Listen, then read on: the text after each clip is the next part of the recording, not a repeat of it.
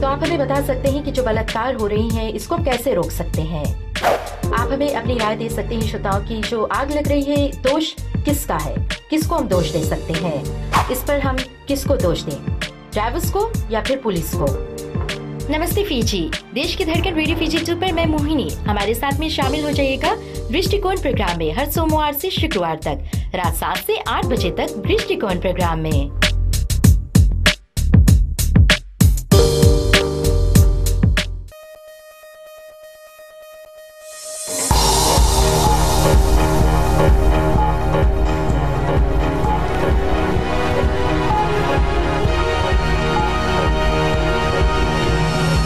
In this bulletin, 5th day in captivity for Fijian troops as negotiations continue in Syria. Families of captured soldiers await answers. And NFP claims Mahendra Chaudhry is part of Fiji's coup culture.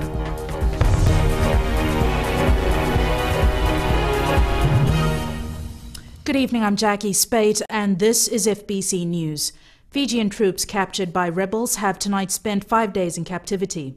Prime Minister Vurengam Bainimarama says he will send Fiji's military commander to Syria to secure the release of the 45 Fijian troops if need be. The soldiers working as UN peacekeepers in the Golan Heights were captured by the Al-Nusra Front last Thursday. Maggie Boyle has more. These men are peacekeepers and there is no reason for their continued detention. We are doing everything in our power to argue this case and secure their release. An address to the nation minutes ago, Bainimarama assuring the families of those captured that everything possible is being done for the safe release of our 45 UN peacekeepers. Talking to FBC News earlier, Bainimarama says if need be he will send Brigadier General Mosese Tegoitonga to Syria to assist with the negotiations. We have the best people in Syria right now doing negotiations for us. We'll think about it when the time comes, but right now people from New York are in Syria doing negotiations on our behalf. According to Bainimarama, the Fijian soldiers are safe.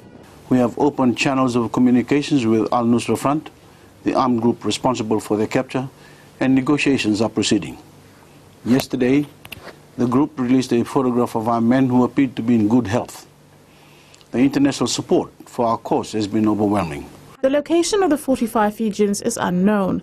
The Al-Nusra Front says our troops were captured because the United Nations is supporting the Bashar al-Assad regime in Syria. Maggie Boyle, FBC News. Families of the 45 Fijians detained in Syria have been coming to the RFMF Crisis Management Center in Batuanga, Suva, hoping to find out what's happened with their loved ones. Shireen Lata spoke with some family members this morning. 17-year-old Numaya Romala Jr. travelled from Navua this morning to find out about his father, who is among the 45 soldiers captured by the Al-Nusra Front. Romala's father has served with the RFMF for more than 14 years and left for peacekeeping duties in the Golan Heights just last month. He says this is a trying time for him and his family. Told us that they will care nicely, give the food to them, water and everything. Marika Balawakula and his wife have come seeking answers about their son Vilyame, who enlisted last year. Marika says his son is a brave soldier, and while the news of his capture has the family worried, they find some relief in knowing that he is alive and is well looked after. Before he went, he already told us that if anything happens, it's all part and parcel of army of our life. So why we are here today, just come to clarify the news that has been going around. And now we are satisfied with what we have heard from inside, that everything is, they are being taken care for really those people who are capturing them. Distraught family members of the detained troops are praying for their safe release. The RFMF is providing counseling services at the Crisis Management Center and doing all it can to help families cope in this difficult time. Shireen Lata, FBC News. The first vote in the 2014 elections has been received by the Elections Office via postal ballot. The ballot paper was received through DHL's express mail in the last hour and was immediately put into a ballot box. The box itself was then sealed and escorted by a police officer to a secure warehouse. We have already started receiving ballot papers in envelopes that were sent out to postal vote applicants, and we are going to have the ballot box under guard, police guard, and every afternoon the ballot box is going to be sealed, to be opened next morning. All postal votes must be received by the Elections Office before 6 p.m. on September 17th. 3,200 police officers will provide security at all polling stations around the country. Chief of Operations ACP Rusiate Tunravu says another 800 will be on routine operations. Vusita Kotewasawasa reports. The Fiji police force has to beef up its manpower after an increase in the number of polling centres on election day. 120 officers from the Ready Action Unit will be on standby in all divisions in case of an emergency. It's also in charge of guarding all elections material. At this moment, as I speak, we are covering the printing. We are also covering the storage center. Our men are manning that for 24 hours starting from day one. And we have directed that static guard duties to our special response unit. So they are looking after guarding all this because of some of the allegations, the complaints that have arisen. So we have decided that our special response unit be in charge of guarding the storage center and also the printing press and also the escort duties of all papers will be done by Special Response Unit. ACP Tunravu says they are also monitoring the campaign rallies of various political parties. He says the force will not hesitate to take people in if they are trying to cause fear and panic. I can assure that we will take in people for questioning should this come to our attention. But so far I've noticed that everything is within the limit of the people showing that they are law-abiding citizens. On polling day, there will be one police officer stationed at every polling venue, providing security and assisting the presiding officer should the need arise. The Fijian police force is spending $1.3 million providing security for the elections. Vusita Kotumasawasa, FBC News. The National Federation Party believes Fiji Labour Party leader Mahendra Chaudhry's decision to join the Bainimarama administration in 2007 will weigh heavily on the party in the general election. Speaking on FBCTV's For the Record last night, NFP President Tupon Ranindalo said as far as Fiji's coup culture is concerned, Chaudhry is part of the problem. National Federation Party President Tupon Ranindalo says Mahendra Chaudhry's move 7 years ago will be the downfall of the Fiji Labour Party come September 17th. They'll decide at the ballot box Mr. Chaudhry's participation in this interim administration and whether that was a good idea or not. We say it was a very bad idea. And in fact, it's on the record that our leader wrote to Mr. Chaudhry and tried to dissuade him from participating in such administration. FLP candidate Dr. Rohit Kishore, who was also on the show last night, said the NFP is only using this to try and gain political mileage. Well, I haven't heard anything like that in our campaign. So if the other parties want to make that an issue, they probably always try to make an issue, something against some other parties. But to be honest, I have not heard that thing at all. Chaudhry was the Minister for Finance in 2007, but later resigned, became critical of the Bainimarama government and condemned the administration. Everyone who talks about a coup culture must come with clean hands. If you've supported a coup maker or participated in the administration, I'm sorry, you can't talk about the coup culture. Dr. Rohit hit back that the National Federation Party doesn't exactly have a clean record either, since it joined hands with coup maker Sitiveni Rambuka and the Songosongoni Vakabulewani Tokei Party. 97. NFP lost badly because Rambuka was the leader of SBT and he did the coup. And Indians in particular didn't forgive him. And I don't think they'll forgive him till today. So that's the point I was trying to make. The NFP is adamant it's going to fight the elections alone. It is, however, open to dialogue with any party. The FLP is sticking to its post-election coalition agreement with Sodelpa. Ritika Pratap, FBC News. 16 days away from elections, some politicians are throwing everything they've got into their campaigns. Banners, billboards and media campaigns are the norm, but one candidate has taken it a step further. Akusita Tale spoke to NFP's Dorsami Naidu on his Harlem Shake video.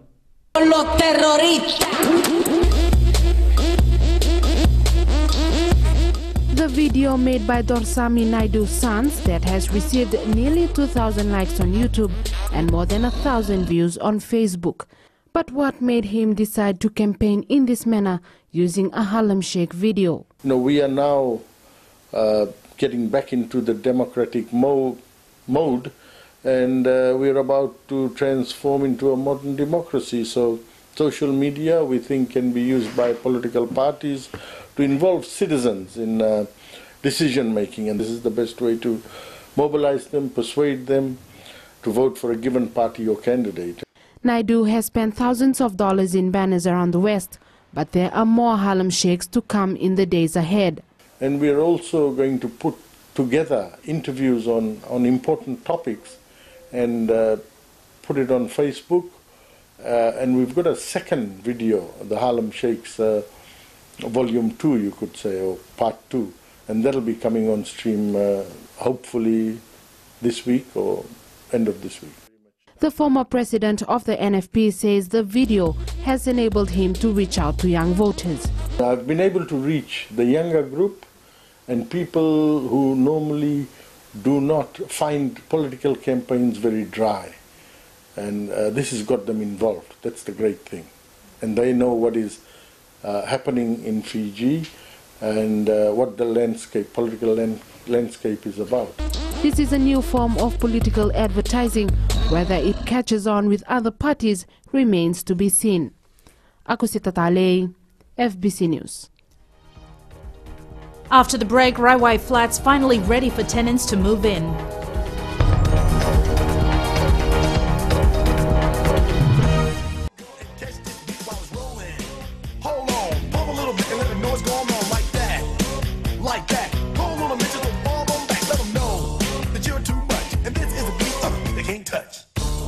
How are you doing, Fiji? Yes, indeed, fast approaching, well, the major bulletin.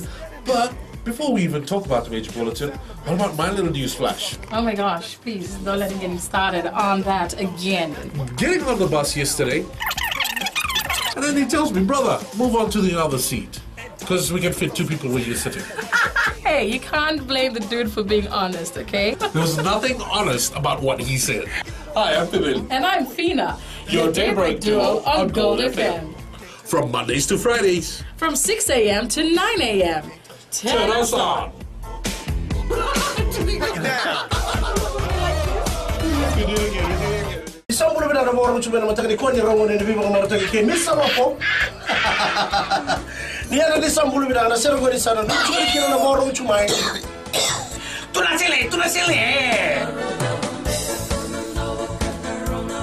Nisambula, oyo Mr. Ben. Kelapa. Nama kikira na vima taka moni tikira morumbu kama ono kenziwa ena bulu FM.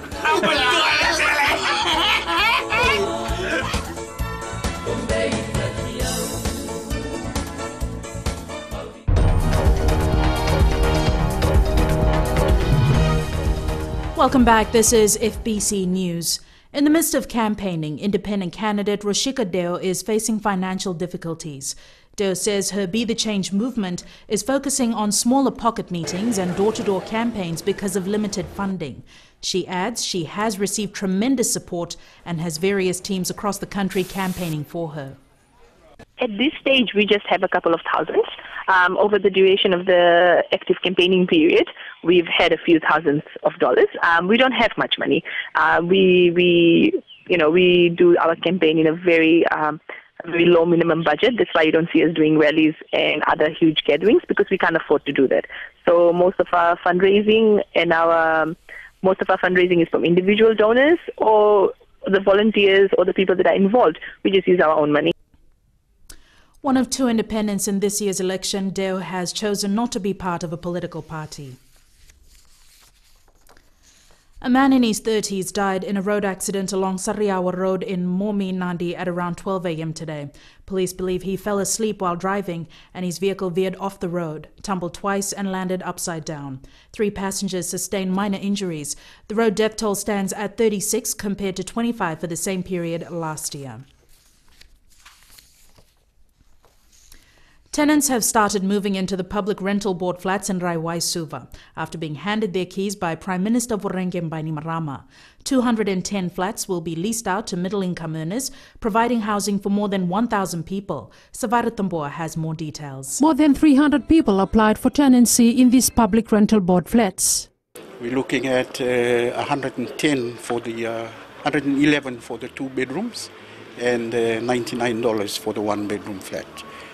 Waritama Narara says moving into this flat will mean that her family will have a home of its own after years of staying in different places.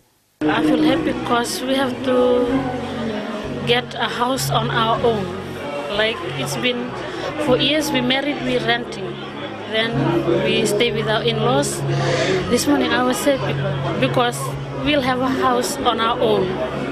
I live with my family. I will live with my family. While opening the flats this morning, Prime Minister Rugby Bainimarama said the flats will bring stability for middle and low-income families. A home is the heart of a family. It should be a place of refuge, a place of happiness, a place where children are nurtured and taught the values on which any community depends. The project didn't come without its own problems. Last year, contractors China Railway First Group stopped work after a dispute over the overall cost of construction. The initial cost was $9 million, but the Public Rental Board needed an additional $9.3 million to cover cost. This came in the form of a grant from China. One of government's top priorities is the providing of homes for ordinary people. And for those of you who need to occupy a flat here at Rewai, you need to apply to the Public Rental Board. Sabera Tambua, FBC News. The government has today signed an agreement with Denarau Corporation Limited and Fiji Roads Authority to build a new bridge on Denarau worth $9.4 million. The grant is a significant investment in Denarau, which generates close to $500 billion in tourism earnings every year. Christopher Chand reports. The long-awaited deals finally being signed, the government paying for the construction of a new bridge. It allocates approximately $9.4 million for the reconstruction of the Denarau Bridge. The asset or the bridge will be owned by the Fiji Road Authority. They will manage it. Pleased to be able to have this agreement in place and have the bridge which has been overly concerned for the stakeholders of Denarau. The new bridge will be built right next to the existing one on the left side as you approach Denarau, somewhere along this location. Got a period of a few months while we finalise the design details. Towards the end of that period we should see establishment work, some preliminary works starting on site, and the overall project will take around about 12 months. The project is of huge economic significance, as you would recognise, as it is a major link to the island from rest of Vitilevu. The bridge has been a worry since 2011. Denarau Corporation Limited built a wooden layer for temporary relief while they waited for the government to decide on funding. People have asked me previously, why is it taking so long? There's obviously certain negotiations that needed to be carried out, and I'm glad to say that we're all here on the same page and we've all agreed to the terms and conditions of the agreement. More than 1.2 million vehicles are estimated to use the bridge every year. That's around 3,500 daily, linking people to 8 international resorts, 395 residential properties and the Port Denarau Marina. Christopher Chand, FBC News. And we have Christopher Chand live from our West Office to tell us more about the significance of this new bridge. This is of great relief to Denarau stakeholders who were concerned about its deteriorating state. The 40-year-old Denarau Bridge will be demolished once the new one is complete. The government had announced an allocation of $9.4 million for the new bridge in the 2014 budget. Today they made progress toward what will soon become a new chapter in the history of Denarau Island. Thanks for that, Christopher. Investigators are compiling the case docket of their investigation into the death of robbery suspect Vilikesa Soko. Commissioner of Police Ben Hunaval says the investigation has been completed and the file will be forwarded to the DPP's office on Wednesday. 4 police officers have been suspended pending the criminal investigation. Soko was arrested in connection with a robbery at the City Forex Foreign Exchange in Nandi about a fortnight ago. And we turn to sports now. Here's Jamie with the latest. Good evening in sports. After the break, Rio promises to continue the momentum from its BOG win, and Ben Ryan looks forward to working with new reps in National 7 squad. This and more coming up.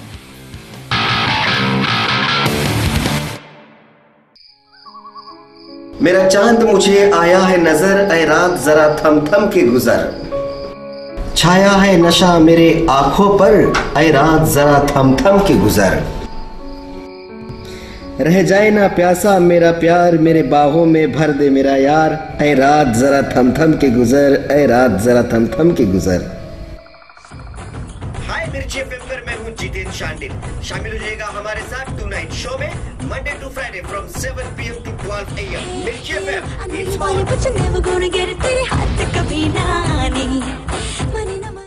So what was the question again? Oh, why is it called the traffic jam?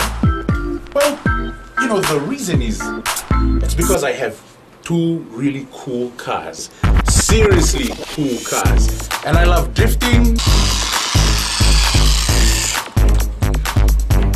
racing, because I am fast and slick, and plus I like to create a bit of traffic jam myself with a whole lot of great music.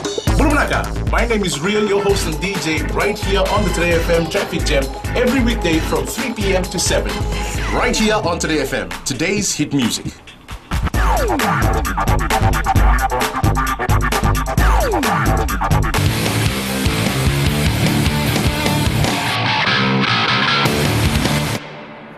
Welcome back to FBC Sports.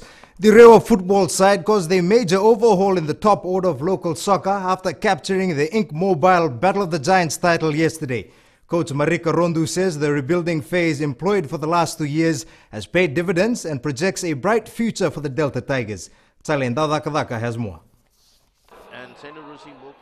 The Rewa football side is confident that its successful campaign in the Inc. Mobile Battle of the Giants was no fluke. Coach Marika Rondu is counting on his young brigade to continue their good form this season. Every insurance policy has its maturity date, so I believe Rewa had a payday yesterday, and we believe in our system, and we maintain to work through improving and involving a lot of youth as far as football development is concerned in Rewa. So to see the young players play their hearts out yesterday was an emotional feeling for everybody. The buck does not stop here for the Delta Tigers, with the side setting their sights on more titles later in the year. Well, we cannot put our foot off the pedal. We need to maintain focus, composure, and look forward to the remaining National League games. And also looking forward to the IDC that will come end of the season. It's been a long time coming for the Rewa fans to celebrate a tournament victory. The Rewa side have now stamped their mark as major title contenders. Tsalendo Dakadak, FBC Sports.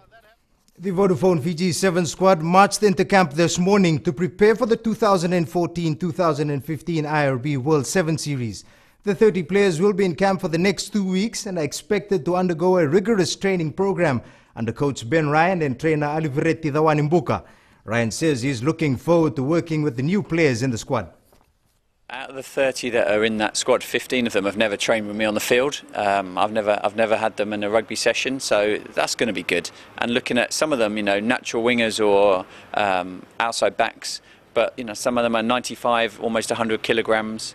They're quick and they're powerful. You know, they're bench pressing reps of 3 are over 130 kilograms, and they're squatting over 160, 170 kilograms on 3 reps. So those stats might not mean anything to a lot of people. For me, it means that they can, with a good anaerobic base, good fitness base, we can also play them as a hooker. So if you think about trying to find someone to replace Benito. Ryan will field two sides in the Oval Sevens in Levuka on September 19th and 20th to select a 12-member squad for the Oceania Sevens and the Gold Coast Sevens in Australia. The Nandera Panthers Rugby League side is built for a showdown with Saru Dragons in the semi-finals of the Vodafone Cup Top 8 competition. The Dragons had the luxury of a one-week break last weekend, while the Panthers were fighting for a semi-final berth. But the Panthers are certain that their fate in the competition will be determined by how well they execute their game plan. I think I was stressing to the boys that whoever we are meeting next, we can control what they do. But for us, it's just a matter of having a good defensive line than a good attacking pattern. The Nandera Panthers and Saru Dragons will clash at 3 p.m. on Saturday at Churchill Park. This will be preceded by the semi-final clash between Sambeto Roosters and Nambour Broncos at 1 p.m. That's it from Sports Tonight. Good evening.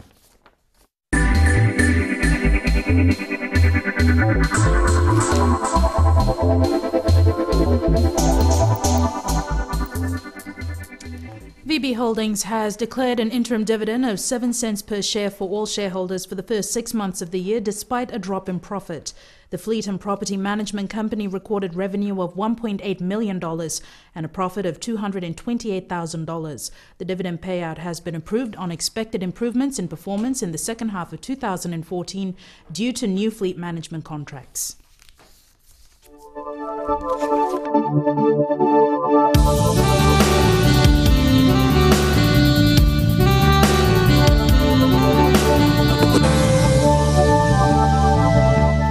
And it's weather time now with Trish.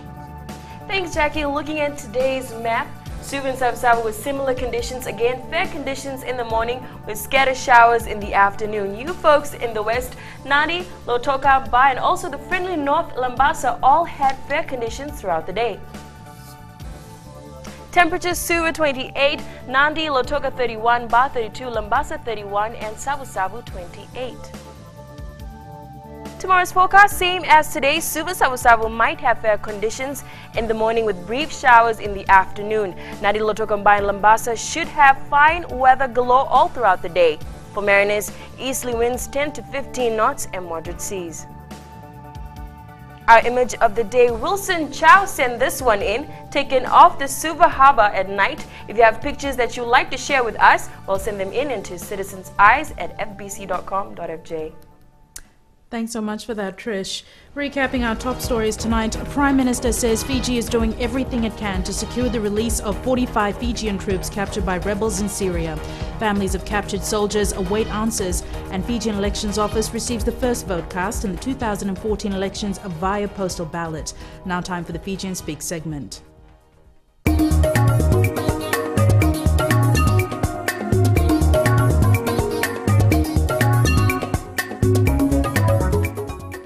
First, because he's done well in our country since he take off our country, and we're happy for that Fiji Fest.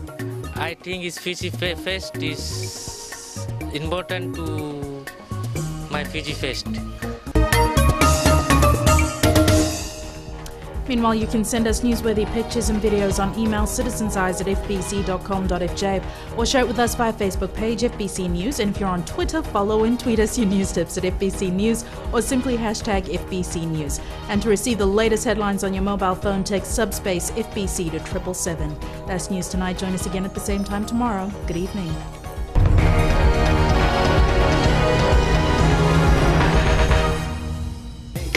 Radio Fiji 2 देश की धड़कन पर आपका स्वागत है बच्चों की दुनिया में।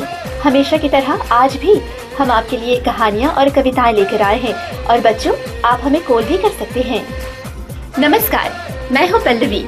रेडियो फिजी 2 देश की धड़कन पर मंडे टू फ्राइडे 3 से लेकर 4 बजे तक बच्चों की दुनिया में और 4 से लेकर 7 बजे तक मस्तानी शाम के सफर में शामिल रहिए मेरे साथ।